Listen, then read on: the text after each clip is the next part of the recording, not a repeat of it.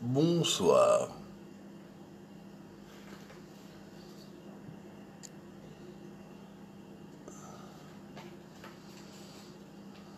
On va attendre un peu.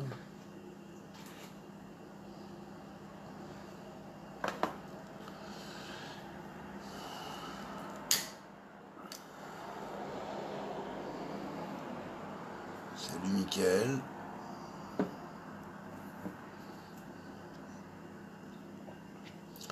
Alors, d'abord, à votre santé, je vais me faire une petite anisette. De temps en temps, ça fait du bien. Alors, vous voyez, c'est blanc, chacouf. Et là, on verse l'eau dans l'anisette, Phoenix. Et voilà, la pierre au blanc. Mais là, c'est pas une pierre, une alchimie. Voilà pourquoi on avait mis le mot alcool juste avant le mot alchimie dans le dictionnaire français jadis. Parce que maintenant, bien sûr, il doit y avoir des mots entre l'un et l'autre, mais à l'époque, on respectait cette symbolique. Alors, comme on sait que bon, l'alcool, souvent l'alcool tiré du vin, et que en hébreu on disait Mishenichnas Yain Yotse Sod, quand le vin entre, les secrets sortent. Alors évidemment, ça commémorait les secrets, la montée des secrets. Et là donc, ça donnait la possibilité de... Oh là, je crois que je vais fermer la fenêtre. Attendez une seconde. Parce qu'il y a un peu trop de bruit.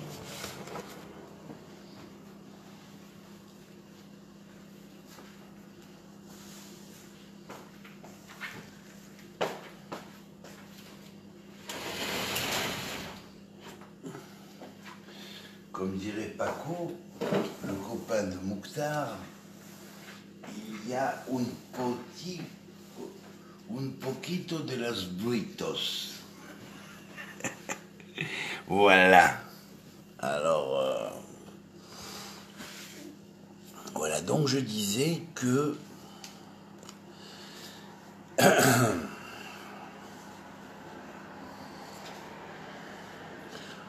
voilà, le sujet du cours aujourd'hui, c'est sur la création et surtout en global sur les alphabets. Alors, vous savez, quand j'approfondis, au fur et à mesure où j'approfondis de plus en plus cet alphabet proto-sinaïtique, et lorsqu'on monte sur son code, étant donné l'importance qu'a son code, qui touche à des notions métaphysiques, on ne peut plus probantes et on ne peut plus démonstrative. Et là, on voit soudain s'ouvrir toutes les sciences et la création se dérouler comme un film. Alors à votre santé, Baruch Ata Adonai Eloheinu Melech Haolam, She'akol Niya V'Dvaro. Vous voyez, même ceux qui ont essayé de me chasser du judaïsme, ils font ce qu'ils peuvent, ils montent en l'air et ils descendent. Ils n'y sont pas arrivés, grâce à Dieu. Voilà. Alors.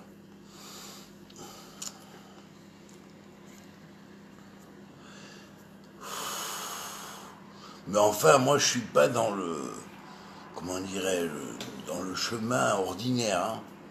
J'ai mon chemin à moi. Voilà. Et bon, donc, ce proto-sinaïtique, plus nous l'approfondissons, et plus nous constatons et nous voyons, et nous découvrons des secrets quant à son code particulier. Et alors, ce qu'il y a, c'est que ce code particulier va ouvrir véritablement les secrets des agencements de codes d'alphabet proches, et lorsqu'ils sont ouverts, Et bien après, on voit un déroulement qui est comme une espèce de pyramide de tous les alphabets, comme si on considérait chaque alphabet comme un point, et à l'intérieur de ce point, on y mettrait toutes les lettres de ce cercle, de ce rond, qui peut s'agrandir bien évidemment, en grandes lettres, petites lettres et moyennes lettres, et bien on va le voir s'agrandir à l'infini, bien évidemment, pas l'infini, mais en tendant vers de monde en monde, en s'agrandissant. Et on s'aperçoit là que tous les matériaux de la création se mettent en place. Alors, le problème est là. Aujourd'hui, dans le judaïsme actuel, je pose la question, et j'espère que certains vont répondre, hein, étudie-t-on le proto-sinaïtique? Étudie-t-on le proto-sinaïtique? Je crois que je l'ai ici en mieux dessiné. Attendez, si je le trouve, je crois qu'il est sur... Oui, c'est ça, il est sur cette page. Voilà. Étudie-t-on le proto-sinaïtique? Deuxième ligne. Et là, pour les lettres suivantes, aussi, deuxième ligne. N'est pas utilisé. Troisième ligne ici, n'est pas utilisé. Vous voyez? N'est pas étudié. En dessous, j'ai mis l'égyptien, enfin les lettres du hiératique égyptien. N'étant pas étudié, alors certes,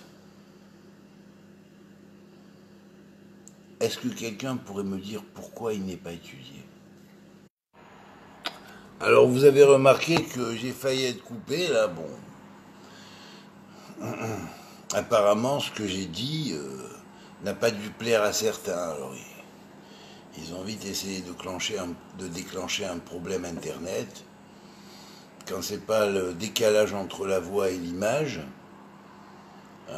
c'est une coupure, enfin bref. Je m'en fous, de toute façon, de ces gens-là. Puis tirer le trait dessus. Alors, bien évidemment, pourquoi n'est-il pas étudié? Alors, j'attends des réponses, là. C'est un problème, quand même. Quand on se réfère à la Torah de Moshe Rabbeinu, qu'on dit qu'on possède la Torah de Moshe Rabbeinu, on enseigne la Torah de Moshe Rabbeinu, ben Moshe Rabbeinu, c'était ça, hein.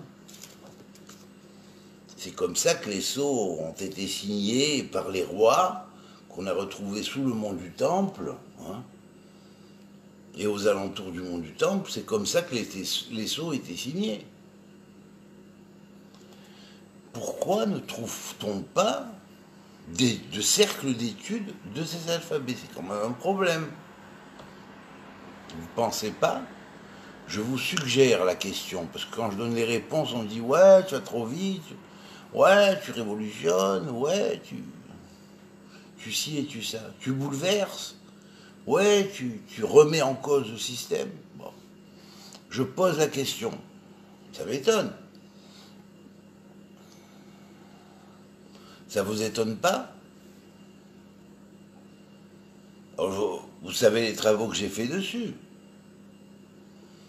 Je vous les ai des fois un peu présentés. Vous voyez par exemple quelques lettres là. Oui. Oui, bon. Ben, curieusement, voilà, on va se rendre compte que lié à la sphère de Binah, et précisément à ce qui est lié à ce fameux octogone ou matrice de cet alphabet, qui est une sorte de forme qui représenterait un peu la Even à saphir, la pierre de saphir, saphirique. Curieusement, dans la lettre Guimel, qui est une lettre qui est clé à la fois de ce qu'on appellerait le Homer Gelem, c'est-à-dire la matière éthérique, hein, la matière lointaine certains philosophes l'ont appelé comme ça, philosophes kabbalistes l'ont appelé la matière lointaine, l'ont appelé la racine des 4 éléments, hein, ou des 4 états élémentaires, bien évidemment. Ils l'ont appelé la matière qui n'est pas une matière, ou qui est matérielle mais qui n'est pas physique. Une matière qui est et n'est pas en même temps. Vous voyez ? Ça ressemble un peu à ce qu'on appellerait aujourd'hui l'énergie quantique, qui agit dans le temporel, mais qui n'est pas liée au temporel ni à l'espace. Elle n'est pas soumise. Eh bien, curieusement, cet alphabet qui reflète le début, le point de départ du Bereshit originel, et qui, dans son code, possède le secret de la création originelle quand Dieu a créé le monde. Il y a 15 milliards d'années, et non pas 13,5 ou 14. Avant c'était 15 milliards, après ils ont dit 13,5 ou 14 parce qu'ils tiennent compte de la courbure de l'espace. Mais ça, courbure de l'espace, on est là où on n'est pas là où on... à tous les points de l'espace. Donc le trajet, pour nous, c'est 15 milliards d'années, le point de départ du Big Bang ou la barrière de Planck. Alors c'est vrai qu'en tenant compte de la courbure de l'espace, ça fera 13 milliards et demi, presque 14 milliards, mais en réalité, c'est aussi 15 milliards. Donc les deux sont valables. Alors ce qui est intéressant, c'est que la Torah nous dit « Beya bara olamo ». Par Ya, il a créé son monde. Alors par Ya, la valeur numérique de Ya, c'est 15. Alors 15 milliards d'années, c'est 15 multiplié par 1 milliard, c'est-à-dire 9 zéros derrière. Alors il y a 10 sphirotes, et puis il y a la connaissance qui est rajoutée des fois aux 10 sphirotes, ce qui fait 11 quelque part, si on peut dire. On tient compte de 11 exposants, puisque pour prévenir la chute et pour rédempter du tikkun le malchut, Dieu va utiliser le da'at et il va donner le da'at à l'homme, c'est-à-dire la connaissance, hein, qui est préscience chez lui, qui n'est pas une sphira véritablement, mais c'est l'intermédiaire entre deux sphirotes et même une troisième qui vont former ce da'at, c'est-à-dire cette connaissance qui va permettre de recevoir la connaissance des autres sphirotes. Et en même temps d'être capable de réparer le malchut, le royaume. Alors, c'est vrai que dès l'origine des temps, quand Dieu a créé le monde, à l'origine des origines, quand le Big Bang physique a commencé, alors tout l'espace du Big Bang, hein, a été, on pourrait dire, s'est étendu, a commencé à s'étendre dans l'espace, à partir d'un point de lumière infiniment petit, qui est l'ordre du, je crois, 43, 10 puissance 43 en dessous du centimètre ou du millimètre, je ne me rappelle plus, ou de l'angstrom, enfin ce qui est plus petit visible à l'œil nu, voilà, c'est ça. Donc, lorsque cette force-là a éclaté en lumière, on pourrait appeler ça, bon, certains l'ont appelé le boson de Dieu. Boson, ça commence par B aussi, comme Bereshit, hein, c'est pas pour rien non plus. Hein. Et Bozun, c'est-à-dire en lui, Yazun, Zeranpin, c'est-à-dire Enukba, c'est-à-dire le Zachar et le Nekeva, les forces contraires aussi, et complémentaires. Voilà. Et donc, cette force-là, qui est métadémiurgique, va aussi agir sur un plan démiurgique, c'est-à-dire à deux forces opposées, qui peuvent être associées et unies. Et puis en fait, toute la multiplicité va dériver de ces deux premières forces, et puis toute cette multiplicité va revenir à l'unité obligatoirement, parce que Dieu est un dans toutes ses formes de nombre. Il est un en un, il est un en deux, hein, car il unifie le ciel, la terre, l'être humain et sa compagne, tout ce qui va par deux. Il est un dans trois, hein, en unifiant les trois mondes, le monde physique, le monde spirituel, le monde matériel. Il est un dans quatre, dans les quatre lettres de son nom, dans les quatre mondes appelés Bria, Yetzira, Atsilut, Bria, Yetzira et Asiya. Il est un dans cinq, et ainsi de suite. Et un dans tous les nombres, voilà. Donc, à partir du moment où l'univers est nombré, hein, donc il va avoir une notion de temps qui va agir.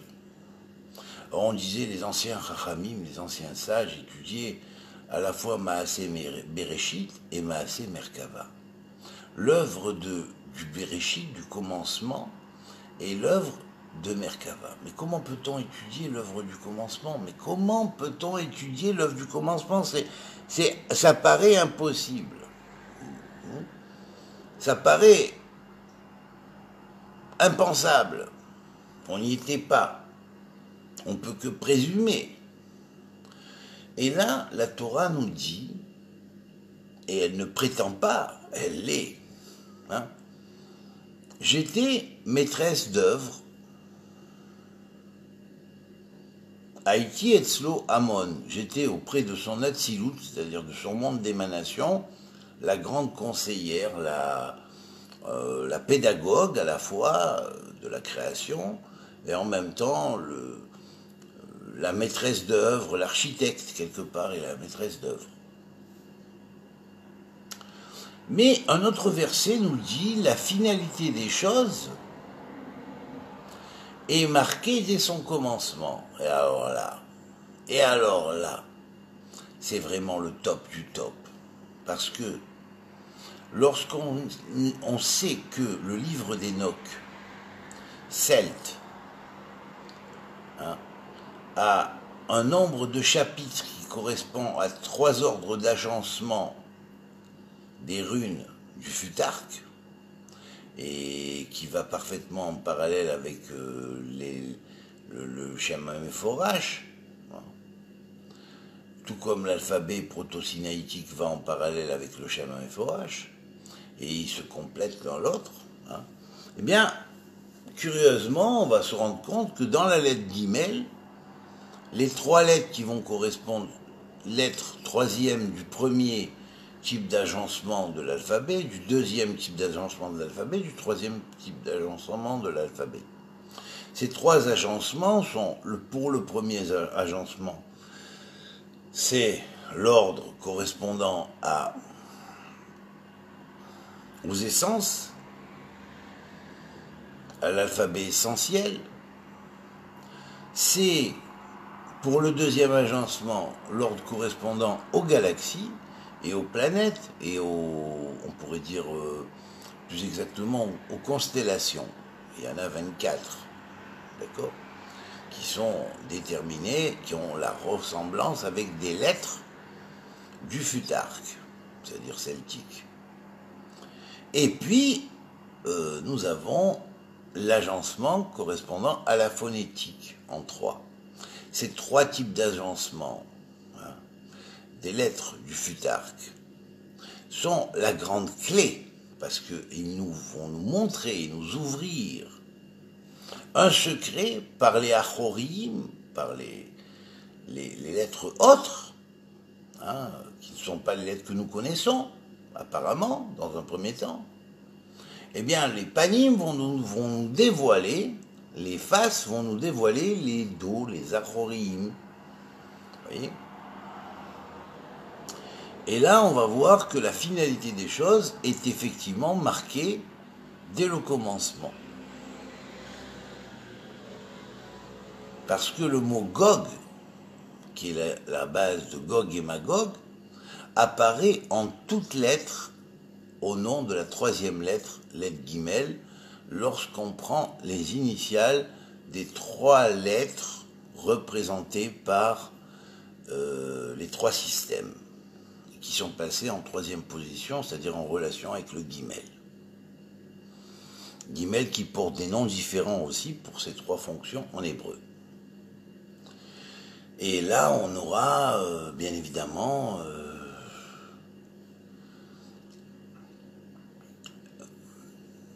des anges qui vont s'associer à cette troisième période, on pourrait dire, de Maaseh Bereshit, qui n'est pas le troisième jour, qui est inclus dans le premier jour, mais ce sont des phases. Dans chaque jour, il y a plusieurs phases. Et là, bien évidemment, on va voir comment ça s'est, l'énergie s'est diffusée. Et c'est cela que la doctrine de ce qu'on appelle Maaseh Bereshit, que les sages d'antan étudiaient, et Maaseh Merkava, que les sages d'antan étudiaient, c'est pas ce qu'on raconte aujourd'hui, oui, Bereshit, égale temps, oui, ça va, on fait un peu, on balance 3-4 valeurs numériques ici ou là, et puis voilà, ça y est, on a fini. On a fait un très beau cours, une très belle dracha, mais on n'a pas répondu aux grands problèmes cosmogoniques, aux grands problèmes métaphysiques, aux grands problèmes astrophysiques, pour la simple et bonne raison qu'on n'a pas la clé pour dévoiler ces choses-là. Et c'est là que l'alphabet de Even à Saphir, de la pierre de Saphir, hein, qui vient et qui est incrusté dans la pierre de saphir, et bien c'est là qu'il nous prouve que c'est un alphabet absolument révélé. Parce que c'est celui qui a créé le monde qui a révélé. Alors là, on ne peut plus parler de chroniques sumériennes, hein, parce que même ceux qui ont écrit les chroniques sumériennes et transmis les chroniques sumériennes, même ces Anunnaki-là, ils ne le savent pas. Parce que ce sont des dieux subalternes.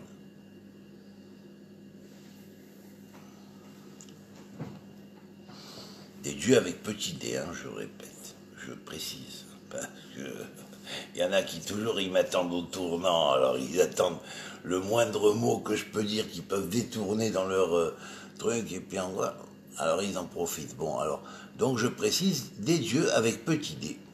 Voilà. Et là, on va voir que effectivement, les lettres représentant ce qui était à l'origine de tout, la base des 7 jours de création, la base de Harir des Harir, la base de le commencement de la couverture du premier parsouf, premier visage divin, hein, pré-créé avant même que la création ne soit commence à se déployer, hein, et bien agit sur le boson de Dieu, et puis va commencer à déployer la création. Phase 1, phase 2, phase 3, phase 4, phase 5, du premier jour, et ainsi de suite.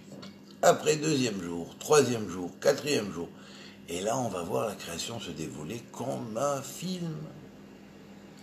Avec sa respiration, une grande respiration cosmique, qui est quantifiable, en phase et en état.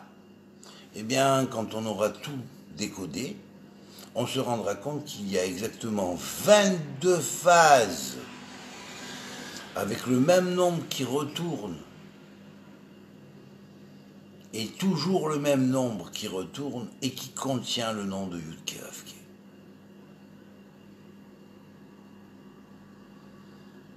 Dans ses multiples. au million et au milliard. Et puis, on va voir que il y a aussi un reste. Et c'est le reste qui est intéressant, parce que c'est du reste. Hein, après 22 phases, du secret du Méchoulache, c'est-à-dire du triangle, hein, comme quoi tout est ordonné et tout est ternaire. Hein. Comme dans un mot, il y a les lettres du commencement, la lettre de la fin, la lettre du commencement, la lettre de la fin, et les lettres du milieu. Ouais. Roche, Tor, Sof. Quand on lit les Rachétévot, ou l'anagramme de Roche, qui veut dire le point de départ, Tor, le milieu, hein, et Sof, la finalité,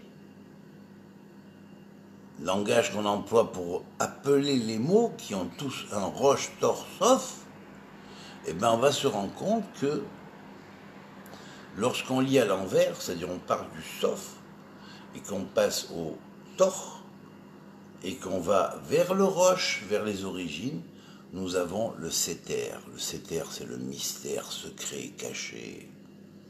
Hermès, l'hermétisme, mystère. C'est émané de Séter. Voilà. Alors tout ça pour vous dire que les nombres, tels qu'ils apparaissent ensuite, dans cette, comment dirais-je, ce déploiement en 22 grandes phases, énormes phases, chaque phase contient un grand nombre de millions d'années. Eh bien, chacune de ces phases, qui voit passer de nombreuses ères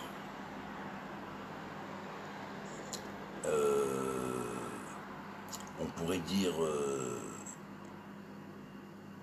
ères zodiacales, hein, avant même qu'un zodiaque n'existe, et qui vont créer le zodiaque, qui existait dans la pensée du créateur avant même qu'il soit créé, tout comme la fin existait dans la pensée du créateur avant même qu'il soit créé, puisque dès le premier instant de ces 22 phases, dès la première phase de ces 22 phases, il avait déjà donné la base de comment arriver à la fin des choses.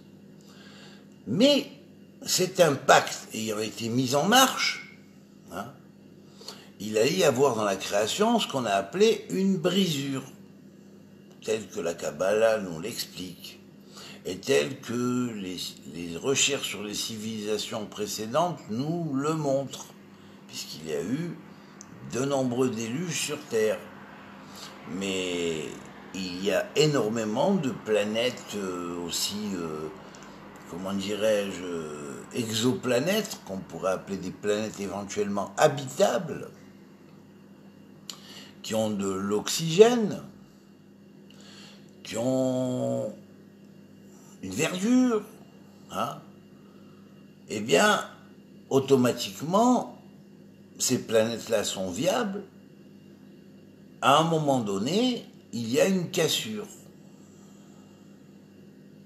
Et ça existe dans tout le monde. La cassure, c'est juste avant la réparation, ou le monde du tikkun. C'est le moment où, pour réparer la création, il n'y a pas d'autre solution que de faire descendre la Torah de l'infini. Avant, la Torah n'était pas révélée en tant que Torah telle qu'elle est révélée, là. Et croyez-moi, c'est vraiment le code des codes. C'est le code de décodage de tous les alphabets, hein, et qui montre et explique comment ils se sont agencés par hiérarchie, en fonction des mondes, et en même temps, qui donne on pourrait dire, l'impact au temps lorsque le monde dit intemporel et au-delà de l'espace et du temps, va agir sur le monde temporel et spatial. Voilà. Alors donc, ce monde temporel et spatial, il passe depuis la création jusqu'à la brisure 15 milliards d'années, plus quelques millions, c'est pas énorme, hein, à peu près 2 millions, un peu moins. Voilà. Et puis, après, ça c'est la Kabbalah qui nous a transmis cette chose-là, et je peux croire que si la Kabbalah l'a transmis, c'est la science qui se trompe, et pas la Kabbalah. Parce que la Kabbalah, elle vient de en haut, en haut, en haut. Voilà. Et là, alors bien sûr, en m'écoutant, vous pouvez dire, oui, bon, il raconte des choses, c'est très intéressant. Mais où a-t-il trouvé ces matériaux? Comment ça fonctionne? Moi, j'aimerais bien voir. Et alors, qu'est-ce que ça va faire? Mais c'est ouvert, il n'y a pas de problème. Que celui qui veut constater la chose et voir les calculs et vérifier vienne et il aura tout en main pour pouvoir vérifier. Il amène ses calculettes, simplement, s'il ne calcule pas de tête, c'est tout. Voilà. En tout cas, la Torah, qui est la reine des sciences, son alphabet qui est le roi des alphabets, parce qu'il faut dire l'alphabet hébraïque proto-sinaïtique est la clé de l'agencement de quelques alphabets qui vont être proches, hein, et ensuite tous les autres vont découler de cela comme une espèce de véritable chaîne de transmission logoïque, c'est-à-dire émanant du logos, d'une superlogique émanant du logos, ou du grand verbe divin, et il va se répandre, ces lettres-là, qui contiennent les bases de l'être, vont se répandre sur tous les mondes et dans tous les mondes. Voilà. Donc, je vais faire un petit peu des coucous à ceux à qui on me met coucou. Voilà.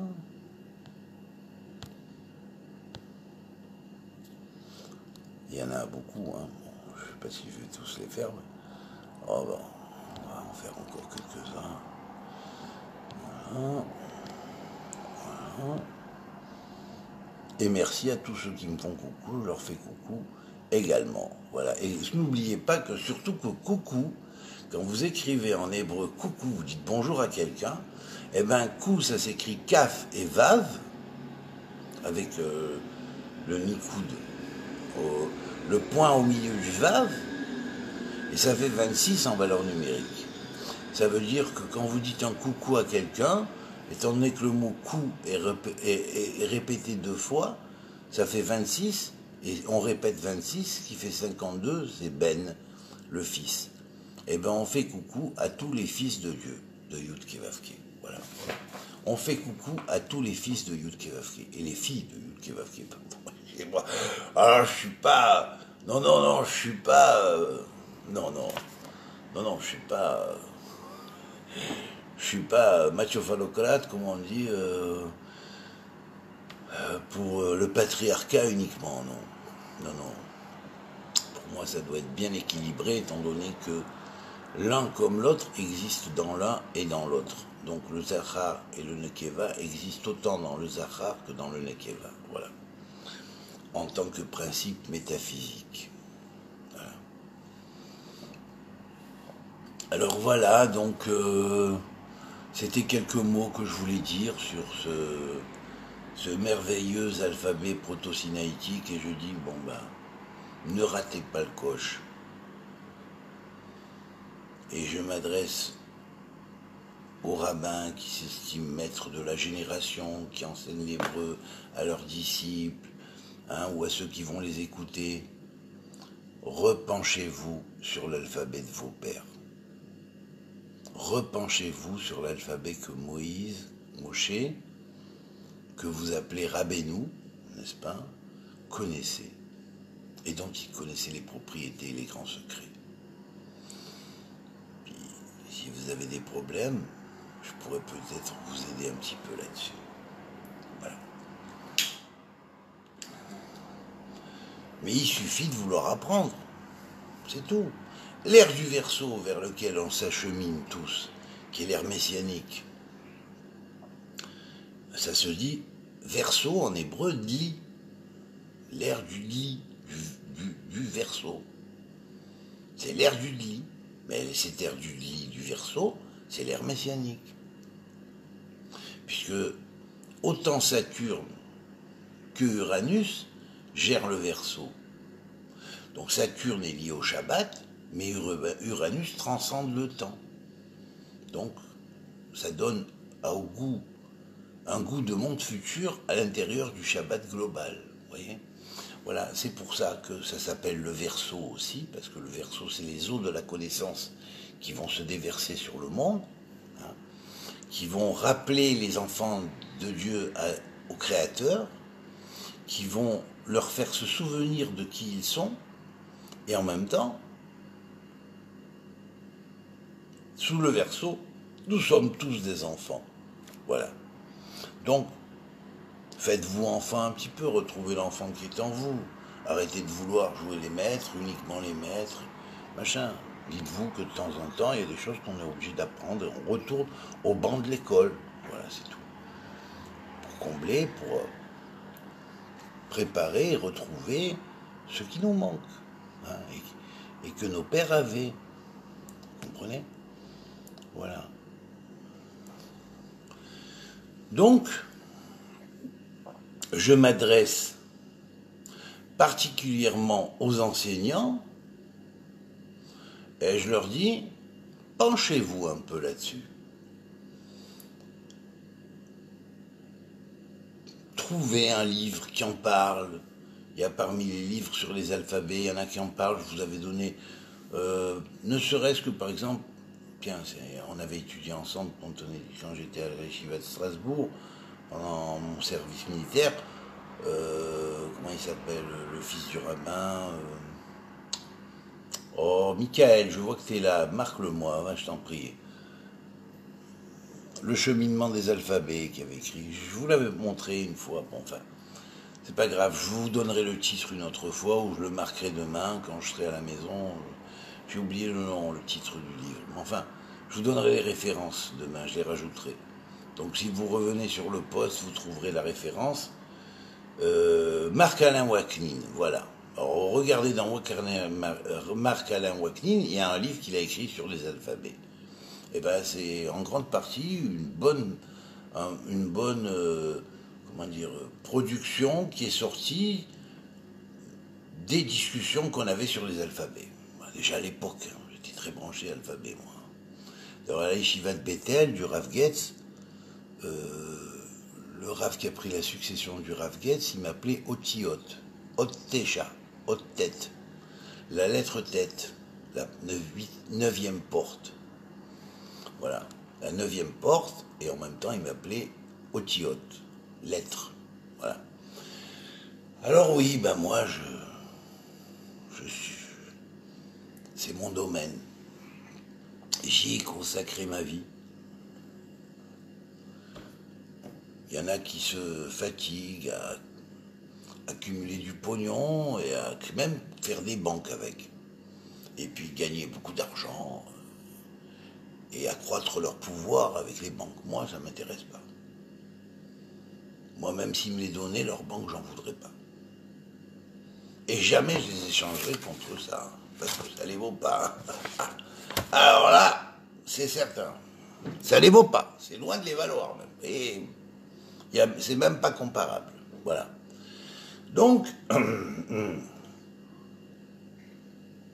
sachez que quand vous vous penchez sur la science sacrée, la valeur des perles de la science sacrée que vous étudiez, elle est plus valable que la banque à Rothschild, que les trésors de Soros accumulés de génération en génération. Ça ne tient pas de vous, tout ça c'est du vent, un jour ça va s'envoler. Voilà.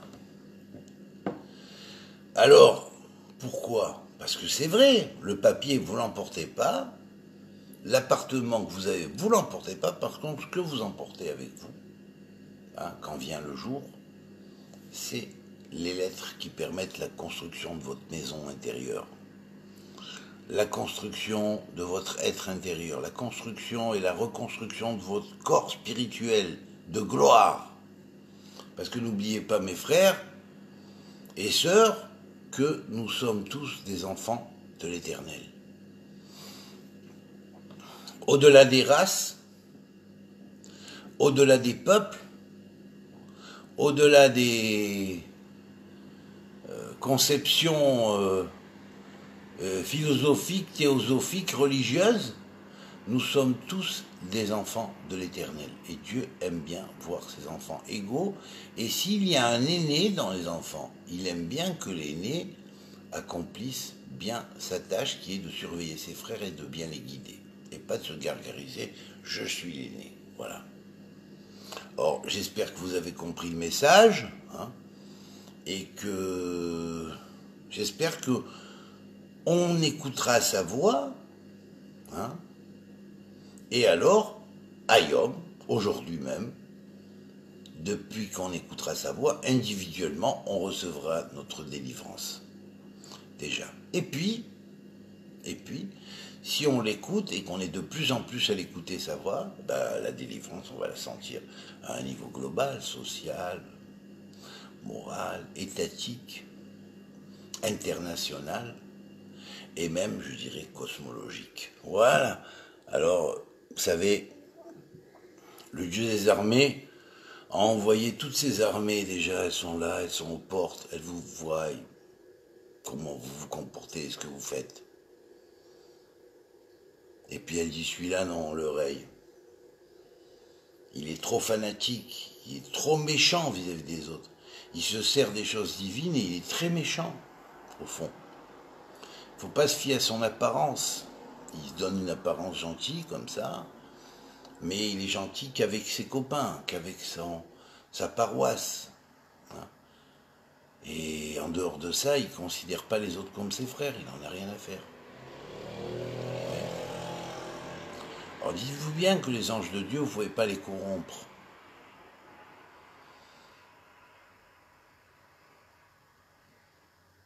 Néanmoins, chacun se doit de respecter l'autre. Alors, je t'invite chez moi, je veux bien, mais si tu essayes de me vider de chez moi, j'ai droit de me défendre. Voilà. Voilà. Alors, prenez-en un peu de graines, et puis essayez de réfléchir sur ce que je vous ai dit, et puis, avec l'aide de Dieu, transmettez, que ça fasse son chemin, de façon à ce que je ne parle pas en l'air pour 100, 200, 300 personnes en 10 jours. Hein, parce que c'est pas comme ça qu'on va faire avancer le schmilblick. Si vous voulez un schmilblick de délivrance, un vrai schmilblick, eh ben il faut y mettre ce qu'il faut. Il faut se motiver, il faut travailler. Il faut transmettre. Il faut continuer, il faut propager. Jusqu'à ce que ça arrive là où ça doit arriver. Et que les gens, en l'écoutant, en comprenant, en analysant, prennent conscience, se réveillent. Alors comme on essaye de faire tout ce qu'il faut pour vous réveiller, faites ce qu'il faut pour réveiller les autres. Allez, que Dieu vous bénisse, et je vous souhaite une bonne semaine, et voilà. Coltou va amitié à tous.